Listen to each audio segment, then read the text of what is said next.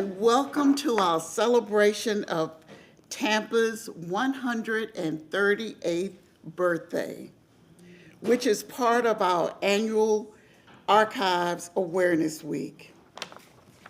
This brochure has a schedule for the week, which includes exhibits and a total of 14 programs with our Archives Awareness Week partners.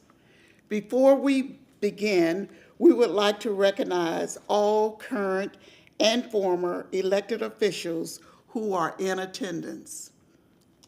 Is there someone else here aside from Charlie? Well, I guess I can be former and present. Thank you. Thank you. If there is anyone else, please stand and be recognized. And Charlie, thank you for your service. Really appreciate it. We're going to get started today with a special presentation recognizing Frances Henriquez, who was the first woman as well as the first Hispanic elected as Tampa City Clerk. She passed away on March 19th of this year at the age of 94 and left behind a remarkable legacy. Her influence continues today in the City Clerk's office and our Archives and Records Division. I would like to share part of the oral history that I recorded with Frances so that you can hear it in her own words.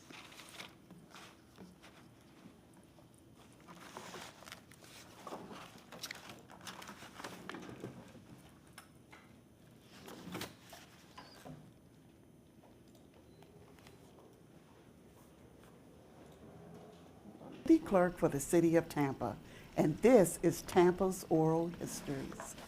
Tampa's Oral Histories is a production of the City Clerk's Office and City of Tampa Television. Today we have the oral history of Frances Henriquez, another trailblazer and the first woman to become City Clerk for the City of Tampa. She is also the 2014 recipient of the Josephine Howard Stafford Award.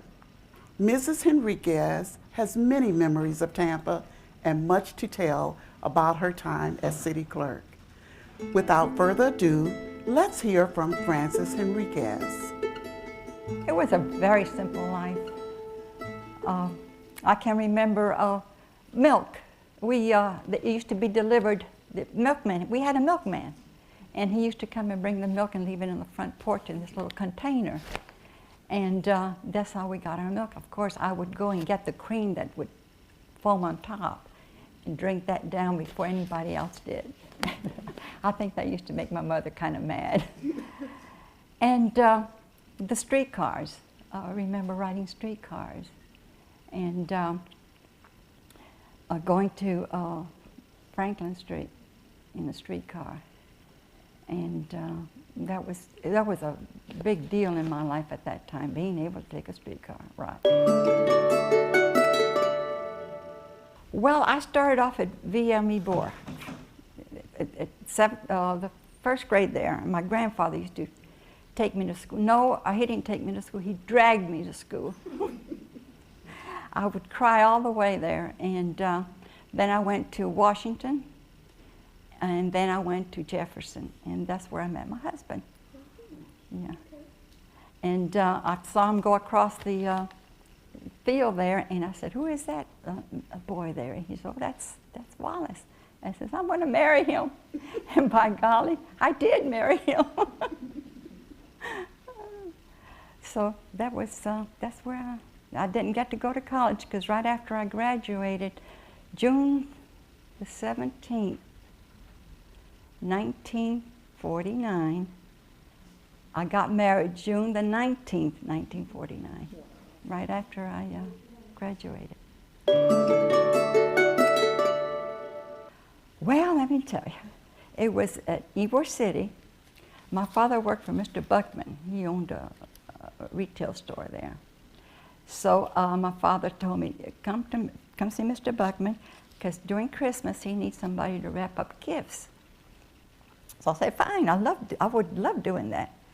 So he gave me the job, and the store it was 2 stories, and we would do the gift wrapping up on the 2nd floor.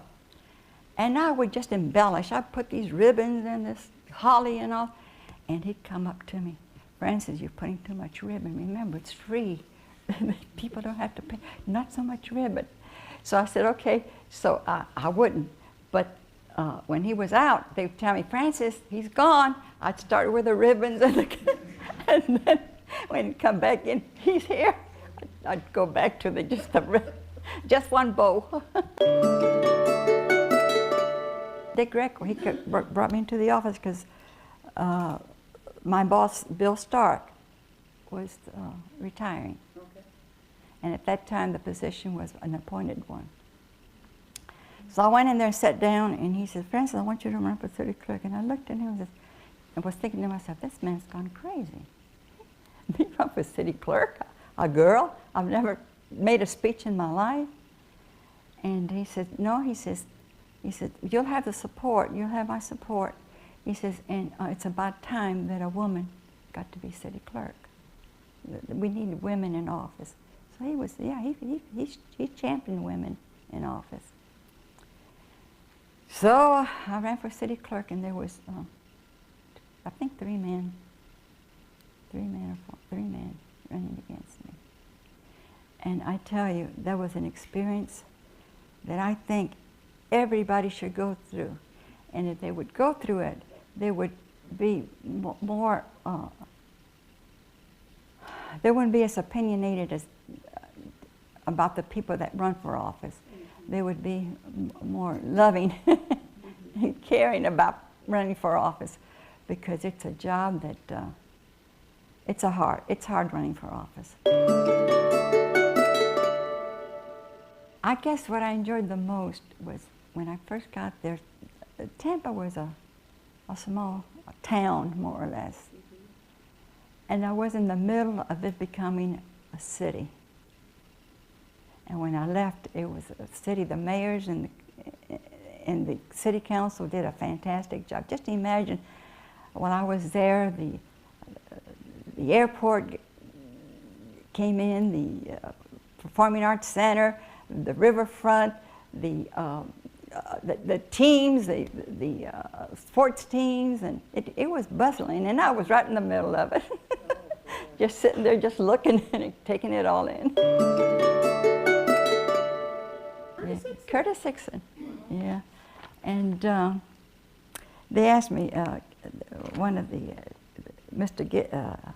Guidry, the deputy clerk, Frances, you want to meet a mayor? I says, yes, but am I dressed okay? And he says, he starts laughing. He says, yeah, come on, come on. So I walked to, which is where your office is now, that was the mayor's office. And I walked into his office, in this huge room, and it was kind of dark, and there was this humongous desk there. Oh, and there was this little voice in the back of the desk, and he said, Frances, I hear you're working for the city clerk's office now. And I said, yes, Mayor. So we had a little chit-chat there, and then of course he got busy, so we left. And Mr. Getty said, well, what do you think? I said, well, I heard him, but it was kind of dark. And, you know, I always thought that gentleman stood up when a lady walked in the room.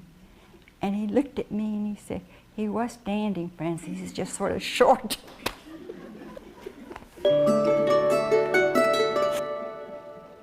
I would have liked to have taken a picture of the first mayor I ever met and every mayor that followed him, and I don't have it. But if I had to do it over again, every time they were sworn in, I would be right by him, sticking my head in there, sitting by him, having the picture taken with him, and with council also. Get an agenda, go to council meetings, but keep your agenda positive. Keep your running for office positive. Nowadays, you see a candidate, instead of talking about what he's going to do for Tampa, what his goals are, they start attacking their opposition. And that's all you learn of what the bad things about the opposition. And what's really sad about that is that sometimes they get elected. And that's not good. Just get out there and say what you're going to, say who you are and what you stand for and what you're going to do for Tampa.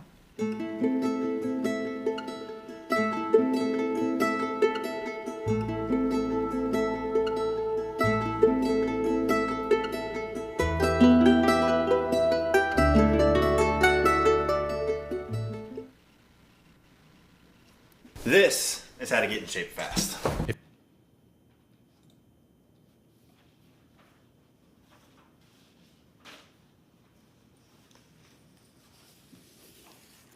Again, happy birthday, Tampa. Yes, indeed. Frances was a wonderful person. You couldn't beat her. Couldn't hit her with a stick. She was a class all her own, and I just loved her. Really did. Just loved her. I am grateful to the first woman and the first Hispanic woman who left a legacy, Mrs. Frances Henriquez. She was the first woman city clerk for the city of Tampa. She has truly been a friend to me and everyone in the city clerk's office, including our Archives and Records Division. I appreciate her guidance and the love she has shown over the years. Frances wanted me and the entire city clerk's office to succeed, and I am eternally grateful. I know that I have a lot to live up to. Frances continued to stay in touch with us. She always remembered us during the holidays. In 2014, Frances was the recipient of the Memorial Josephine Howard Stafford Award. She was a woman of character, courage, and commitment. She was also fun-loving and made friends easily. Ask her daughter-in-law. My inspiration comes from women like Frances, who always showed examples of committed service, personal achievement, and humility. Her hard work and professional diligence paved the way for the female city clerks, including me. I encourage all to increase their awareness about the importance of contributing, and not only to the city of Tampa's history, but American history. The Office of the City Clerk honors Frances' invaluable contribution and will remember the pavers Frances left for us to follow. She earned the respect and admiration of many, and that's my inspiration.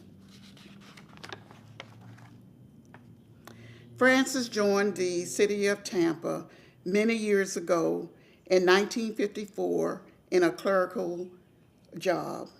She became deputy city clerk in 1962 and served in that position for 11 years. In 1973, when city clerk Bill Stark, or William Stark, resigned, Mayor Dick Greco appointed her acting city clerk until an election could be held. Back then, they had elections for the city clerk.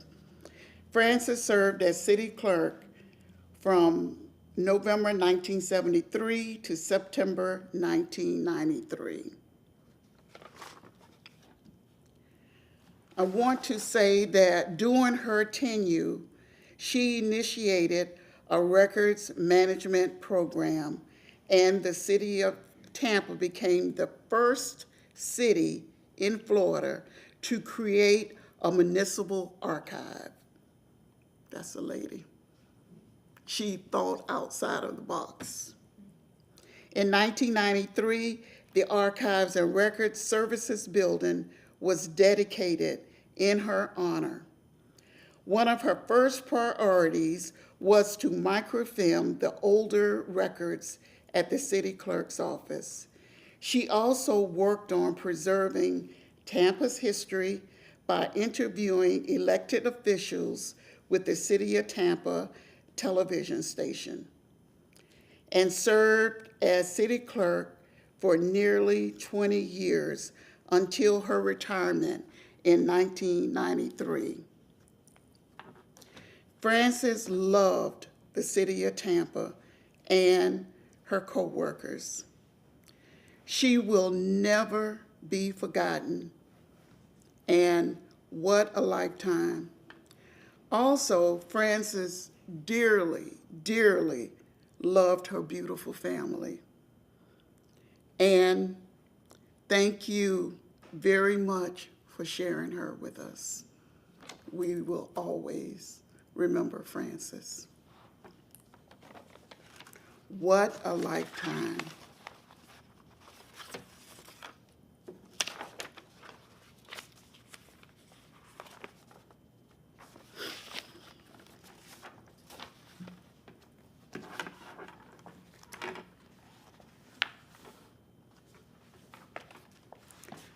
Okay. Lifetime by Robert F. Lowry.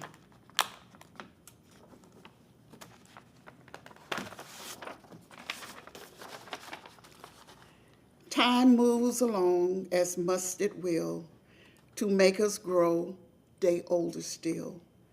Today is here, yesterday gone. What's left behind doth linger on. Time moves along and yesterday's dead. A new day dawns to move ahead.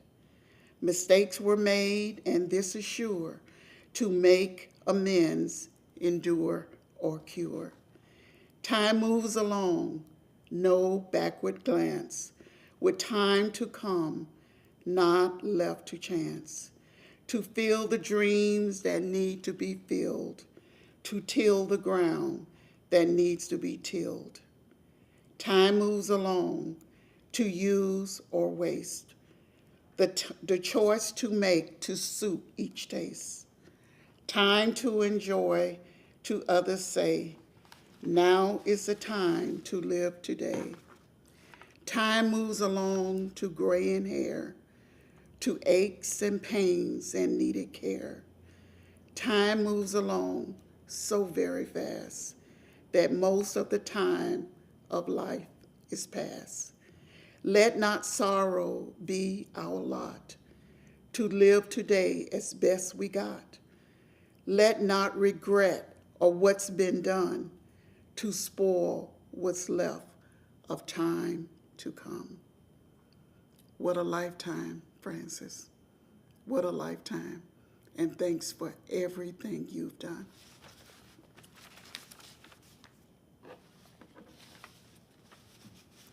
And now, Fred Hearns could not make it, but we have a great replacement. Rodney Kite Powell, director of the Touchton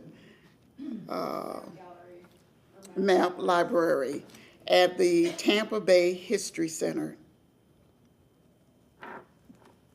Yes, indeed. Thank you so much. Thank you. Wonderful job. Thank you.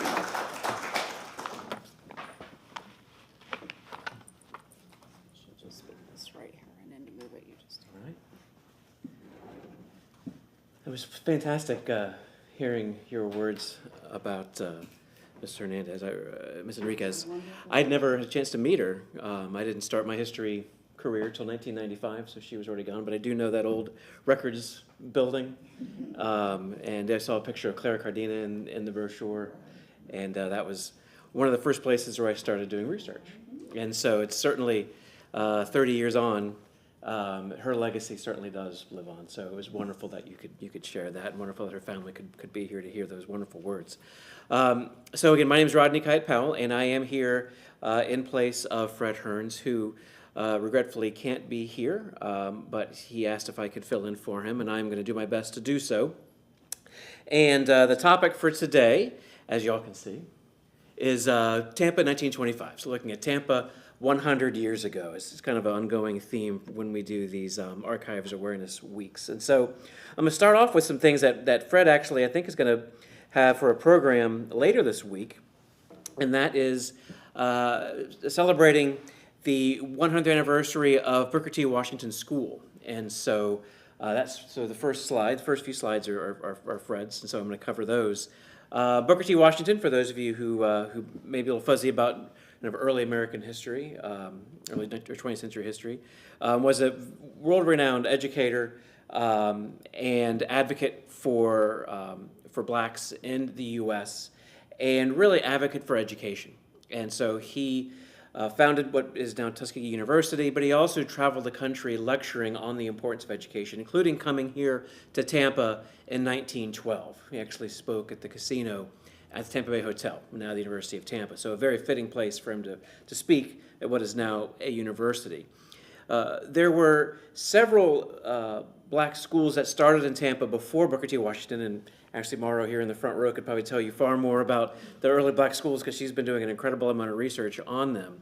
But Booker T. Washington is one of the most important schools and still a legacy that goes on today, 100 years on. And so Fred is going to do a whole program at Tampa's Black History Museum at St. James Church on Wednesday about the school. So I would definitely encourage you all to go to that. Now locally, we had our own incredible advocates for education. Christina Meacham is one, and then Blanche Armwood Beatty is another, and that's who you see on your screen there. In 1925, Blanche Armwood became the superintendent for what they called Negro schools in Hillsborough County. And it was likely her decision, or among her and others' decision, to actually create the Booker T. Washington School. Blanche Armwood herself has an incredible history. She went to the Harlem Academy. She graduated from there at the age of 12 or 13, went on to Spelman, graduated from there at the age of 15, and came back to Tampa and became a teacher at the age of 15.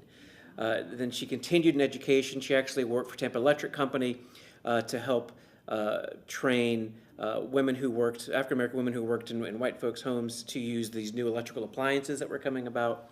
Then she actually went on to law school, and she graduated with her law degree, but unfortunately died before she could begin her practice. But she was an incredible force for education and for the beginnings of civil rights here in Tampa, and Armwood High School out in Seffner, which is where the Armwood family had their original homestead in the 1800s. It's named, of course, in her honor. This is a view of the original Booker T. Washington School. This building still exists within the overall campus of Booker T. Washington, which is just off of Nebraska Avenue on the kind of edge of Ybor City. Its location is really interesting in that it's right at the edge of what was historically called the Scrub in the Central Avenue area, which was one of the oldest black neighborhoods in Tampa, but also kind of in the edge of Ybor City, and particularly the Afro-Cuban section of Ybor City. It's only a couple blocks away from the original site of the Martín Maceo Club, the Afro-Cuban Club. So its location was really important. In a really important part of Tampa. And so in the 1920s, there was an incredible amount of growth that was happening in Tampa among all the neighborhoods, within all the neighborhoods, among all the different ethnicities that were here. And there was a lot of money that was actually put into school infrastructure. And interestingly, a lot of the schools that were designated for blacks, of course, this isn't a time of segregation, were constructed, as far as we can tell, again, Ashley and I have done a lot of research, constructed as well with the similar materials as you would see white schools being made. And you can see right here, it's a brick school, big windows, of course, no air conditioning at the time, but lots of windows to allow lots of air movement. and really a substantial amount of money that was put towards this school. And this is definitely in contrast to schools that would have been built in the decades prior to that. The few black schools that were built were mostly built of wood. Lomax may be an exception, but there were a lot of other schools like the Dobbieville School and other schools were just basically like wood frame houses where you had a lot of money put into places like what is now Gorey and others that are these big brick buildings. But the Booker T. Washington School, you can see they put a lot of money into it. And it was a fairly decent-sized school for its time. Now, of course, it's hard to even see within the overall campus because it has grown so much over time. Just pointing out some of the important faculty. Howard W. Blake, the namesake of Blake High School. There you go, Ashley. Is it was the principal at Booker T. Washington. You see some other of the folks who were there as well. And proud Blake alum right here in the front row again. I know. And then another educator at Booker T. Washington played another important role in the civil rights movement. Hilda Turner was part of a lawsuit where teachers were suing for equal pay among black and white educators. And none other than Thurgood Marshall was the attorney for this case at the Supreme Court before he was a member of the Supreme Court. And their push for equal pay was ultimately successful. But it was people like Hilda Turner who really put their jobs and to some degree their lives on the line for that level of pushing for equality. And again, that push happened right from within Booker T. Washington. Now, other events that occurred in 1925 in Tampa. Again, this is during the land boom, lots of growth going on, but there also was some growth that happened through annexation. So the city can grow physically if it kind of gloms onto other pieces of land. Oftentimes, this is done in neighborhoods that are in unincorporated areas. That happened in the 1950s with what we know as South Tampa. But sometimes it happens to actual other cities. And for the first time, as far as I know, that the city of Tampa, actually, second time, we did it to Fort Brooke. 1907. So the second time, in 1925, the city of Tampa actually took over the city of West Tampa. So everything on the west side of the Hillsborough River, actually west side of Boulevard, was a city of West Tampa. And it went just to almost to McDill. It was its own separate city. And in the 1920s, before annexation, it was the 7th largest city in the whole state. So it was a pretty good-sized city all on its own. Tampa was the 3rd largest city by population at this time. But the city leaders of Tampa wanted to have the tax money and everything that was part of the industry of West Tampa. West Tampa was basically like Ybor City. It was founded for the cigar industry. But unlike Ybor City, which was never its separate place, a separate city, West Tampa was. It had its own mayor and fire and police protection, all that stuff.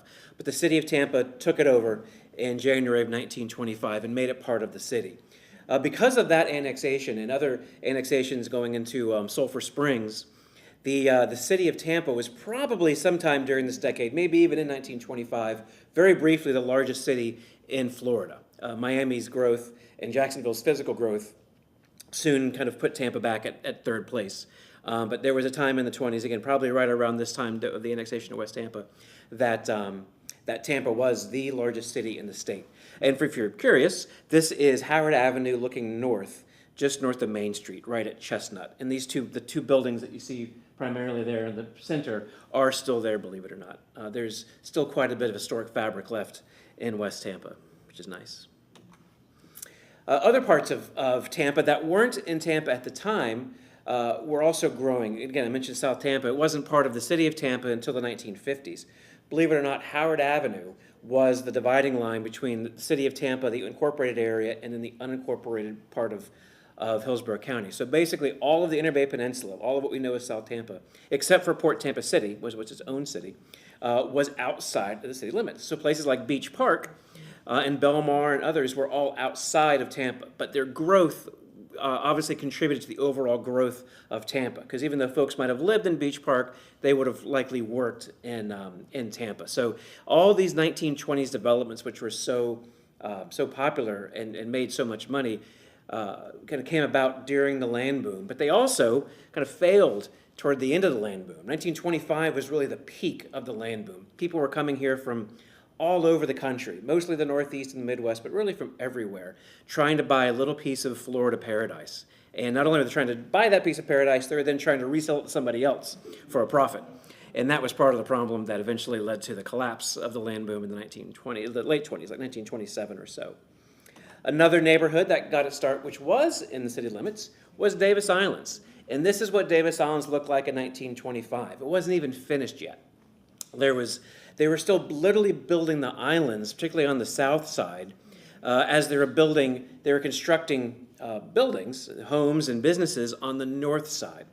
And if you look at Davis Islands today, and of course the hurricanes didn't do us any favors last late summer, but the oldest buildings on the island are on the north end. And the streets kind of have an roughly alphabetical order to them. So that the streets that begin with A, B, and C are on the northern edge of the island. And that's where you find the oldest houses.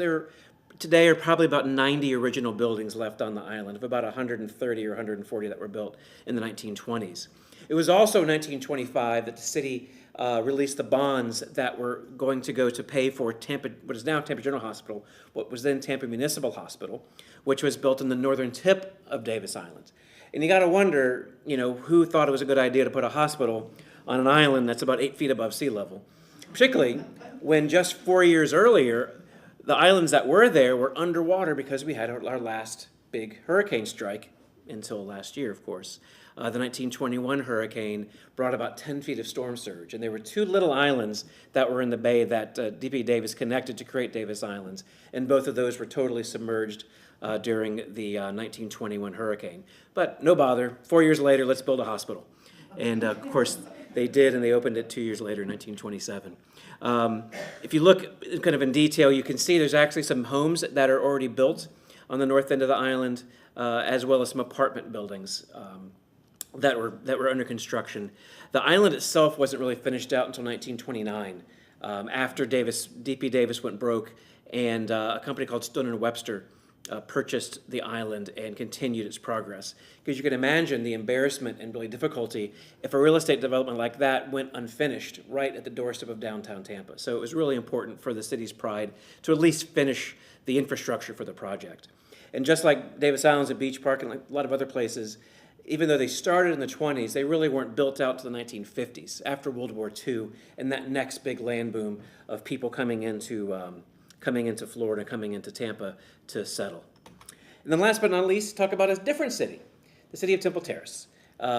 This year is its 100th birthday, and so there are 3 incorporated cities in Hillsborough County today. There's, of course, the city of Tampa, which is celebrating its 138th birthday. I put an asterisk by that because we're actually celebrating our 170th birthday from our first incorporation in 1855. But the current incorporation is 1887, so that's the one we celebrate.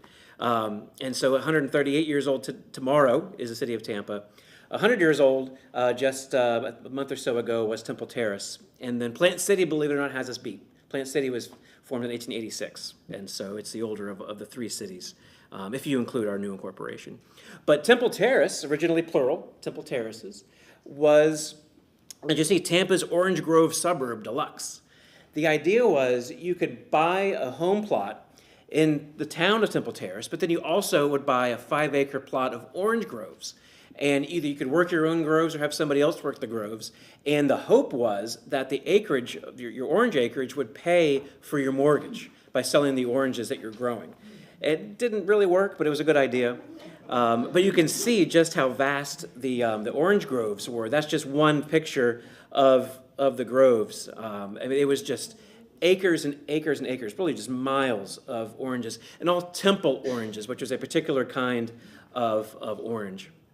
Just like Davis Islands and Beach Park, the architecture of Temple Terrace was that kind of Mediterranean revival, Spanish, Italian look, and a lot of their buildings are still standing today as well. Although, unfortunately, they are seeing some demolition, particularly the commercial buildings that were some of the original ones, but a lot of the homes are still around today. So with that, I thank you all so very much, and I encourage you to take this brochure, wherever they are, and go to all the other great Archives Awareness Week things we have going on this week all around the city. So thank you all so very much.